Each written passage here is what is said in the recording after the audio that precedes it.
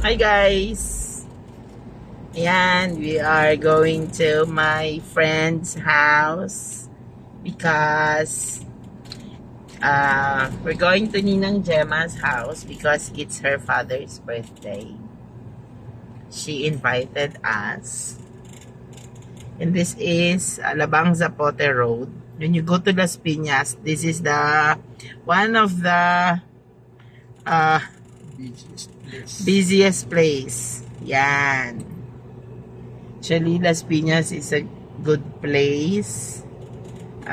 Developed, but I think overdeveloped because of the traffic. So you have to be patient. I think if you're from Las Piñas, your patience is a virtue. A big virtue. Yan, Casimiro to eh. This one is what we call Casimiro here. My friend lives in Pamplona. Not too far, not too near, just okay. So easy. Merong stoplight doon. I don't know if you can see that. It's like, now it's 12, it's 11, 10, 9, 8, 7. So, syempre, ganyan talaga sa Pilipinas, you know. May mga tatawin. Basta nakahinto, may tatawin. Kahit hindi tamang tawiran. So, yan. Ito parang buhos. Diyan, magaling. See? Para tayong nagbubuhos niyan. So, yan. You see, no? Ang ganda ng Las Piñas actually.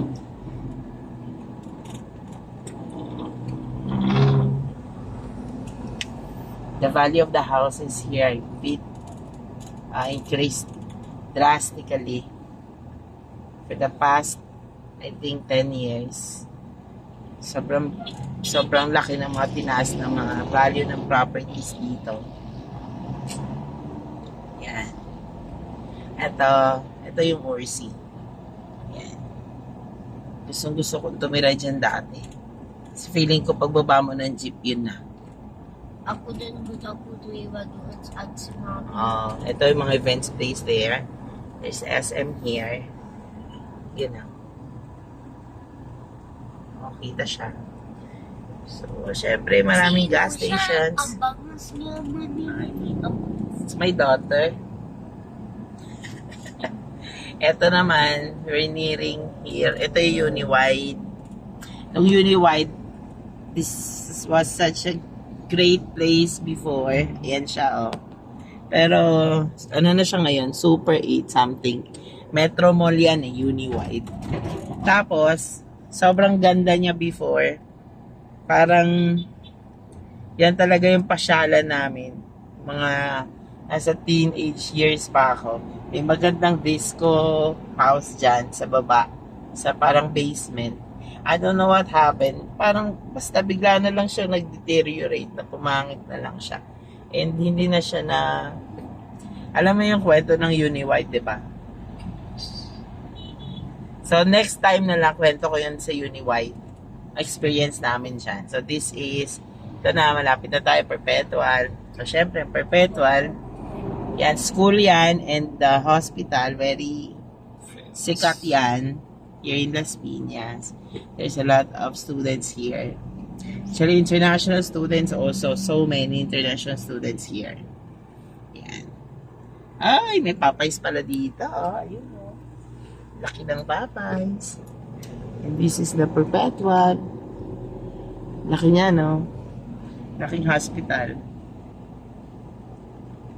Yan, may KFC dyan. Kasi may school dito eh. Tapos may McDo.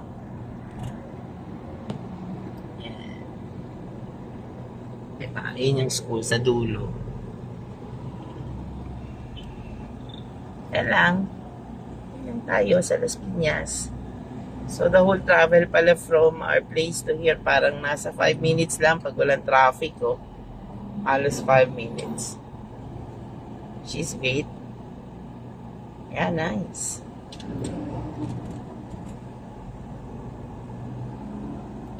Ayan. Ito yung Avon. Napakatagal na niyan. Bata pa lang ako, may Avon na dyan. At ito yung aming munisipyo. Yun o. Ayan, nakita mo Las Piñas. Di ba ang ganda ng munisipyo ng Las Piñas? Puno ng lights yan at night. Di ba? Las Piñas City Hall. Yan. Then we are near my friend's house. Next time ulit. Bye!